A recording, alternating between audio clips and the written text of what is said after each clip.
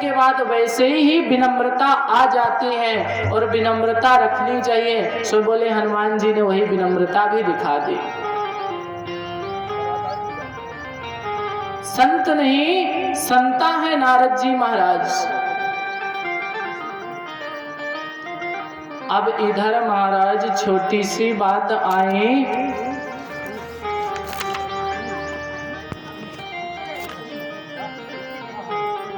बोले शंकर भगवान की जय।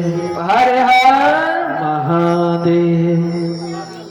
छोटी सी बात आई। महाराज नारद जी, ब्रह्मा जी कहते हैं बेटा तुम गए तो तुमने हाथ तो देखा मैया पार्वती का, लेकिन हाथ देख करके नारद जी महाराज मौन रह गए। ज्योतिष का एक नियम होता है, जो दुर्गुण होते हैं उसे बाद में बताते हैं, जो सद्गुण होते हैं उसे पहले बताते हैं।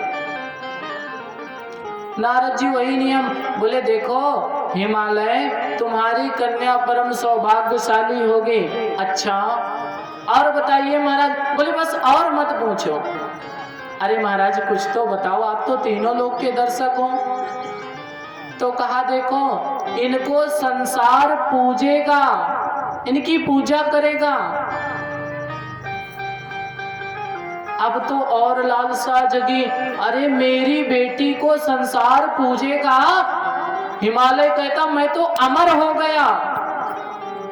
क्योंकि अगर पुत्र और पुत्री कोई ऐसा कार्य करे जिससे माँ बाप का नाम चलता रहे तो माता पिता जीते जी अमर हो जाया करते हैं।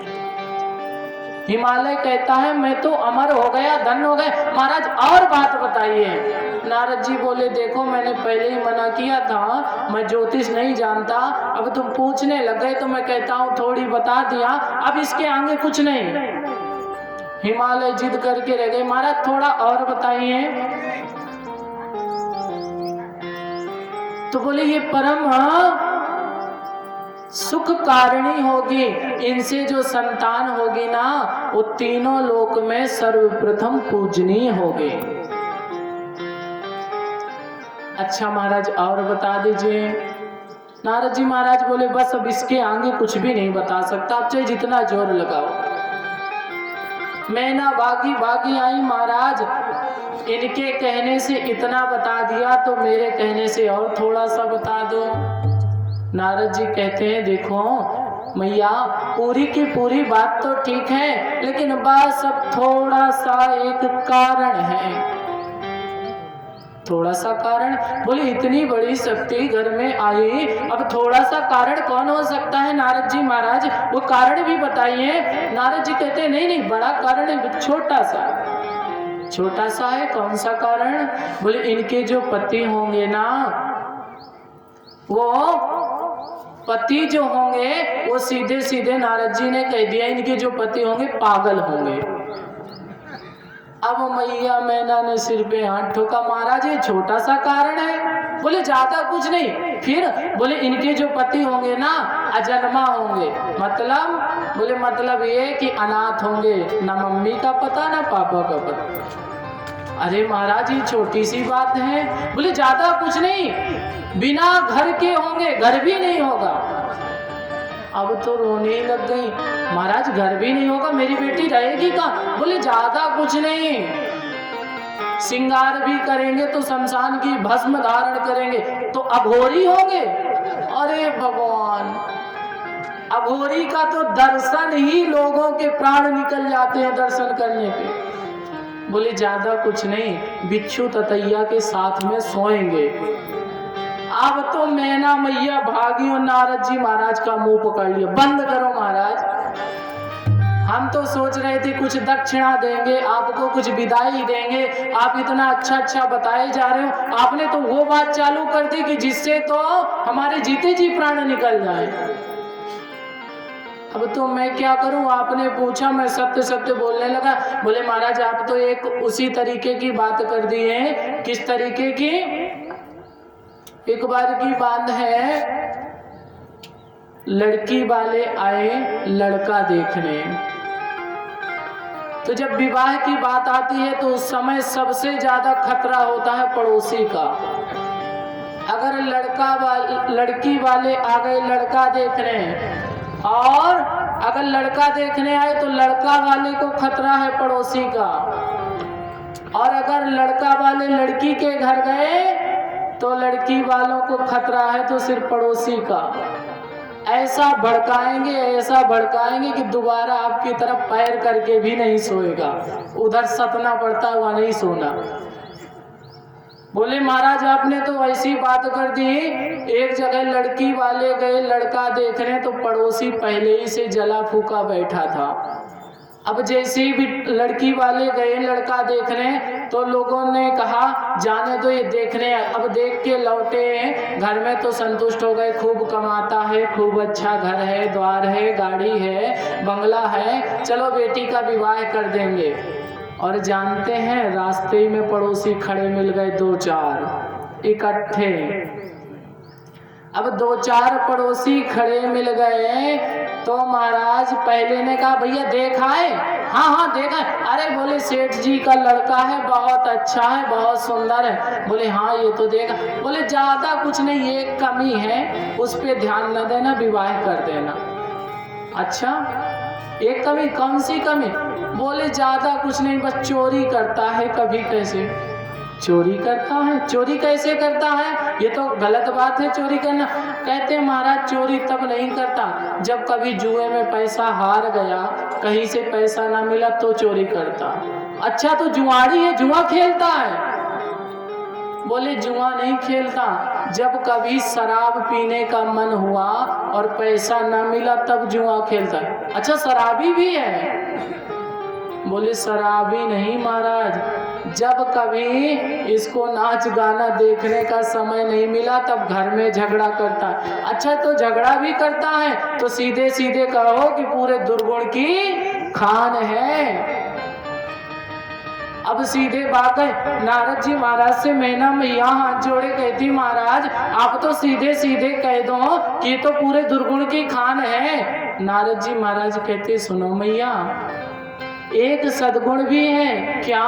बोले यदि ये कन्या भोले बाबा की तपस्या करे, भोले बाबा को प्रसन्न कर ले तो ये सारे गुण भोले बाबा में है। अनाथ है लेकिन अनाथ होते हुए जिनकी ना माँ का पता ना पिता के पता, अनाथ होते हुए भी भोले क्या कहा जाता है? भोले नाथ। अनाथ होते हुए भी संसार के हैं नाथ, हम सबके पिता हैं। बोले मैया यदि किसी तरीके से भोलेनाथ इनको पति रूप में मिल जाए तो सारे दुर्गुण ठीक हो जाएंगे। अब मैया भी ऐसे हाथ रखे और पिताजी भी रखे। अब नारद जी महाराज बोले अपना काम है आग लगाना। नारद का काम है आग लगाना, इधर की उधर। नारद जी महाराज ने कहा अब आग लग गई है, अब भाग लो नहीं खुद भी जल जाओगे। बोले महाराज मुझे दक्ष का श्राप है ना, 2.5 घड़ी से ज्यादा नहीं रुकता, अब अपने राम तो चलते हैं। चल दिए। जानते हैं दक्ष का कौन सा श्राप है? महाराज दक्ष के 60,000 पुत्र थे और नारद जी ने देखा कि ये 60,000 पुत्र तो पृथ्वी में आगे चल के दक्ष का ही वंशराज करेगा, और जहाँ जनसंख्या ज्यादा वहाँ धर्म अधर्म का बोध खत्म हो जाता है। सही भागे भागे नारद जी महाराज आए और उन 10,000 को एक जगह पे खड़ा करके 10 दिन उपदेश दिया। संसार सागर लोभ मोह काम का साधन है, तुम्हारा विनाश हो जाएगा, तुम्हारा ये होगा, तुम्हारा वो होगा। तो क्या करें? बोले तुम संसार में रहना चाहते हो? हाँ महाराज हम तो रहना चाहते हैं, पिताजी का आदेश है। नारद जी महाराज ने कहा तो एक काम करो, जाओ पृथ्वी का पता लगाओ, पृथ्वी का अंत कहाँ है। जब तुमने अभी तक पृथ्वी नहीं देखी तो तुम संसार में क्या रहोगे। अच्छा तो पृथ्वी का पता लगाएं। भेज दिया पृथ्वी का पता लगाने। 10,000 जब से निकले लौट के दक्ष के घर ही नहीं पहुंचे।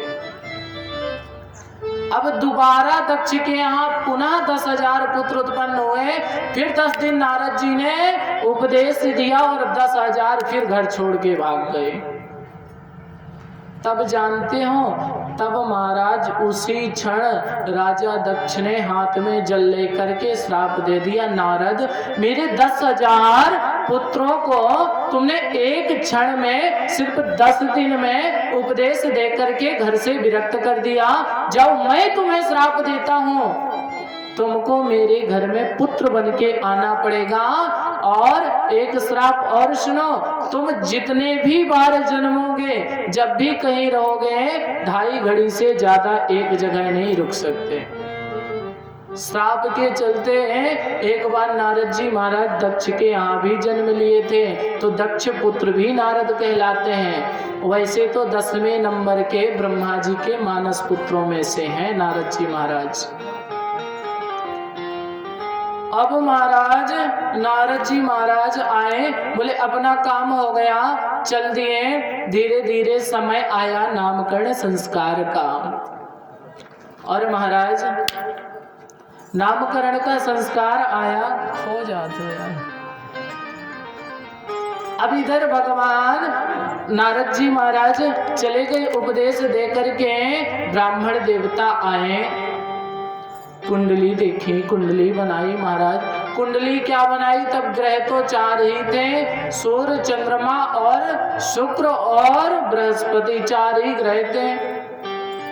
अब कुंडली कैसे बने, 4 से फिर 5 हुए, 5 से फिर 7 हुए, फिर 7 से राहु को काटा गया तो 8-9 हो गए बाद में। लेकिन जब भोले बाबा का परिवार अभी जन्म ले रहा है, तब सृष्टि ही प्रारंभ हुई थी। उस समय ग्रह भी नहीं थे, नक्षत्र भी नहीं थे, और महाराज जो मुहूर्त तिथियां होती थी ये साक्षात शरीर से थी, मंडल में व्याप्त नहीं थी। इसीलिए कभी ढूंढना राम जी का जन्म किस तिथि में हुआ है तो पता लगा लोगे, नवमी तिथि मधुमास पुनीता, कृष्ण जी का भादों की अष्टमी में। लेकिन विचार करना पार्वती जी का जन्म कब हुआ तो शिव महापुराण में भी नहीं लिखा। कौन सी तिथि, कौन सा नक्षत्र, लिखा ही नहीं, क्योंकि तब थे ही नहीं तो लिखेंगे कहां से। सती जी किस नक्षत्र में जाकर कुंड में कूदी, कहीं वर्णन नहीं। क्योंकि देखो, संसार के लिए नक्षत्र होते हैं जो संसार में आता है, और जो साक्षात संसार को बनाता है उसके लिए नक्षत्र कहां से लागू होंगे। भोले बाबा अभी बुलाया गया मैया पार्वती के लिए ब्राह्मणों को, ब्राह्मणों ने ध्यान लगाया, छोटी सी पत्रिका बनाई, ध्यान लगा करके ही बता दिया, सुनो हिमालय ये कोई साधारण कन्या नहीं है। अच्छा वो तो महाराज नारद जी बतला गए, इनका नाम क्या रखा जाए, तो इनका नाम रखा गया काली। बोले इनका नाम होगा काली, आगे चल के चतुर्भुज रूप धारण करेंगे ना, तो आगे चल के काली, धूमावती, बगलामुखी, शाकांभरी, दुर्गा, भद्रकाली, महाकाली नामों से, गौरी नामों से जानी जाएंगे। ये नाम बता करके, मंगल बता करके चले गए। तो जितनी माताएं हैं ना, दुर्गा मैया, तो वैष्णव माता, तो महाकाली, तो शारदा मैया, इन सबको माँ पार्वती का ही स्वरूप मानो। अब महाराज जब ब्राह्मण चले गए तो जैसे होता है कि एक नाम होता है राशि का और एक नाम हम बनाते हैं घर में। मैया पार्वती गौर वर्ण की थी, सुंदर स्वरूप, शांत स्वभाव, गंभीर, गौर वर्ण, तो महाराज नाम रख दिया गया गौरी। बोली गौरी मैया की जय हर हर महादेव। आज मैया गौरी छोटी सी अवस्था में आंगन में डोलते हैं, अनेक प्रकार की लीला करते हैं। और एक दिन की बात है महाराज, मुनि वाक्यम न बोधम में सम्यक नारी स्वभक्तता, विवाह कुरु कन्याया सुंदरे ऋण भरे नहीं। मैया गौरी छोटी सी अवस्था 8 वर्ष की अवस्था में पहुंची तो ना जब कन्या बड़ी होती है, घर में यदि पुत्र बड़ा होता है तो पिता को पता चलता है सबसे पहले, अब मेरा पुत्र, मेरा लड़का ना बड़ा हो गया, सयाना हो गया। और जब घर में पुत्री सयानी होती है ना तो पिता के मन में तो वही भाव पुत्री का बना रहता है, मेरी छोटी सी नन्ही सी परी। और जो मैया होती हैं उनको पता चलता है कि हमारे घर में पुत्री अब बड़ी हो गई। मैया मीठे वचनों से अपने पति से कहती है, देखो जी घर में ना कन्या है, अब कन्या सयानी हो गई, इनका विवाह करना चाहिए। पिता को कभी नहीं पता चलता। पिता सदैव, सबसे ज्यादा पिता अगर किसी को घर में चाहता है, प्रेम करता है तो कन्या को। थके हारे आओगे कहीं से तो बेटा किसी जगह दुकान में होगा, किसी ऑफिस में होगा, लेकिन सबसे पहले घर में जाते ही आपको जल पिलाने वाला कोई होगा तो आपकी कन्या होगी। सीधे आके जल लेके, पिताजी जल पी लो, आराम कर लो। मैया थक जाएंगी तो बेटा किचन में जाके भोजन नहीं बनाएगा, लेकिन अगर बेटी होगी ना तो सीधे रसोई में, मैया आप रुको, आप बैठो, मैं बना देती हूँ। मैया की सहायता, पिता का ख्याल और भाई का ख्याल रखने वाला घर में सिर्फ और सिर्फ कन्या ही होती है महाराज। और इसीलिए जिस दिन कन्या पराई होती है ना, उस दिन पिता को, अब तो शायद नियम काफी बदल गया, पिता को कन्या की विदाई में नहीं रखा जाता, पिता को अलग भेज दिया जाता है। पिता कन्या की विदाई नहीं देखता, रोता है। और कन्या की विदाई में, किसी की भी कन्या की विदाई हो, चाहे दुश्मन की क्यों ना हो, जो भी खड़ा रहता है ना, जरा सा भी हृदय अगर कोमल है, नन्हा सा है, अगर जरा सी भी हृदय में ममता है, दया है, तो व्यक्ति आंसू नहीं रोक पाता। कन्या किसी की विदा हो रही हो, चाहे जिसकी हो। मैया गौरी 8 वर्ष की हुई तो महाराज जाकर के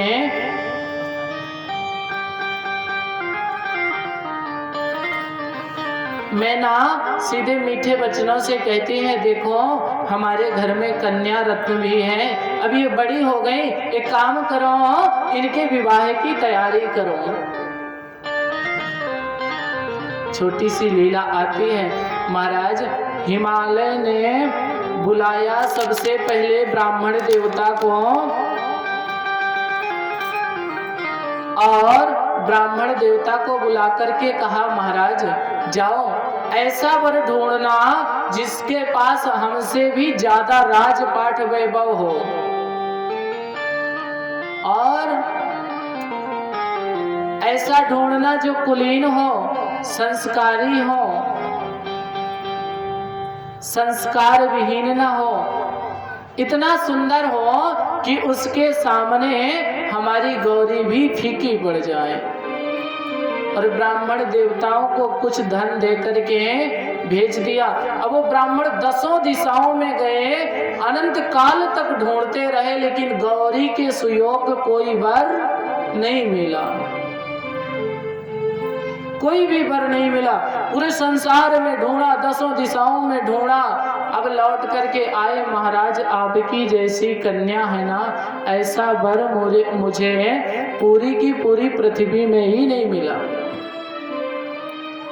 जाओ फिर से ढूंढ के आओ। फिर से गए ब्राह्मण देवता, कुछ वर्षों बाद लौट करके आए तो ब्राह्मण की बात समझ करके मैया गौरी सखियों के साथ बाग में पालने में झूल रही थी। बुलाया ब्राह्मण देवता, इधर आओ। भागे भागे आए। बताओ महाराज कितना पैसा मिला मेरे लिए पति ढूंढने के लिए? बताया इतना मिला, ज्यादा तो नहीं मिला। तो क्या मेरे योग्य कहीं कोई पति ढूंढ के आए? बोले नहीं आए। बोले देखो तुमको संसार में मेरे योग्य पति मिलेगा ही नहीं। और संसार की छोड़ो, राजमहल में नगरों में जाओगे तो बिल्कुल भी नहीं मिलेगा। तो कहाँ मिलेगा? छोटी सी कन्या ब्राह्मण देवता को पता बताते हैं, तुमको यदि जाना है तो जाओ कैलाश पर्वत में जाओ, वहां एक वृद्ध पड़ा होगा योगी, उसको देख करके वृद्ध मत समझ लेना, तुम्हें को देखना ही है, उस जोगी को देखना, देख करके पैर पकड़ लेना, निमंत्रण देना, आपको गौरी के साथ विवाह करना है। ब्राह्मण देवता बोले कितने वृद्ध? बोले इतने वृद्ध होंगे कि 1000-2000 वर्षों के दिखेंगे। उसको धनहीन मत समझ लेना, धन के लोभ में मत जाना, इतना बड़ा दानी है ना, जो भी चाहोगे आपको मिल जाएगा। अब ब्राह्मण देवता सीधे भागे भागे गए उत्तर दिशा में, देखा भोले बाबा एक वृद्ध सा वेश धारण किए हुए लेटे थे। ब्राह्मण देवता कहे इतना बूढ़ा पति? पर बात याद आ गई मैया पार्वती की, अच्छा जरूर ये कोई चमत्कारी होंगे। पैर पकड़ लिया, भोले बाबा ने डांटा फटकारा, ब्राह्मण देवता बिल्कुल भी नहीं छोड़ेंगे। क्या करोगे? बोले महाराज आपको विवाह करना है। ये पहले के देवता हैं भोले बाबा, आज के 100 वर्ष के बुढ़े को कह दो तुम्हें विवाह करना है तो विवाह के पहले ही महाराज चल बसेंगे। लेकिन भोले बाबा लेटे लेटे, अरे इतनी अवस्था में ब्राह्मण देवता मेरा कहीं विवाह होगा क्या? सटिया गए हो, पागल हो गए हो? अरे महाराज मैं जानता हूँ, मुझे पार्वती ने भेजा है। अच्छा महाराज पार्वती को कह देना मैं मनोकामनाओं को पूर्ण करने वाला हूँ। तो ब्राह्मण देवता ने पैर पकड़ लिए, महाराज अपने स्वरूप के दर्शन तो देना ही पड़ेगा। बोले बाबा ने कहा कौन से स्वरूप के दर्शन करोगे? कहा महाराज जिस योग मेरी गौरी के योग आप जिस स्वरूप में हो वो दर्शन दो। बोले बाबा नन्हे से बन गए, सुंदर स्वरूप धारण कर लिया। ब्राह्मण देवता प्रसन्न हुए, बोले शंकर भगवान की प्रसन्न होकर के लौटने लगे। अब मन में विचार किया, बताओ इतना बड़ा विवाह का प्रस्ताव लेकर के गया, इनका मैं विवाह कराने की सोच के गया, इन्होंने मुझे कुछ भी नहीं दिया। बार बार सोच रहे विचार करें, लौट आए महाराज एक काम करो कुछ दक्षिणा तो दे दो। बोले बाबा ने कहा हमसे दक्षिणा? हाँ महाराज। तो कहा अच्छा लाओ। अचला लेकर के गए तो भोले बाबा के पास जो रखा था क्या, मुंडों की माला, चिता की भस्म ऐसे उठाई। बोले कितनी चाहिए? बोले इतनी चाहिए महाराज कि उठा न सके। भोले बाबा का ऐसे ही होगा। और सीधे अचला में इतनी राख भर दी, शमशान की भस्म भर दी, इतने मुंडों के माला भर दिए कि ब्राह्मण देवता उठा ही नहीं सके। तो राम जी ब्राह्मण देवताओं को लगा कि इसमें जरूर कुछ माल है और जजमान बड़ा मोटा मिल गया, अब तो कल्याण ही कल्याण है। उठा करके लौटे, लेकिन मन में वो मची ही रह गई खलबली। एक बार तो देख ले, हमने देखा भी नहीं क्या दिया गया। भोले बाबा ने कहा देखना मत, घर ही में जाके देखना।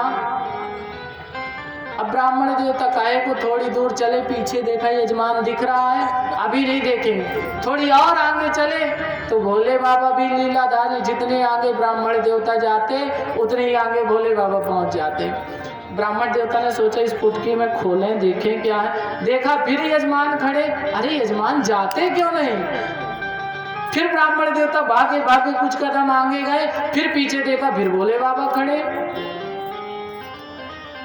अब कुछ इतना आगे आ गए कि भोले बाबा नहीं दिखे। और जैसे ही महाराज पोटली खोली, पूरी पोटली में शमशान की भस्म, मुंड और महाराज नाखून, ये देखा सोई पूरी की पूरी दक्षिणा उठाई और फेंक दिया। ऐसे दूल्हा से तो कभी विवाह नहीं करेंगे। भागे भागे चले आए। इधर महाराज संदेश दिया कि महाराज दूल्हा तो देख लिया लेकिन मिलेगा नहीं साधारण।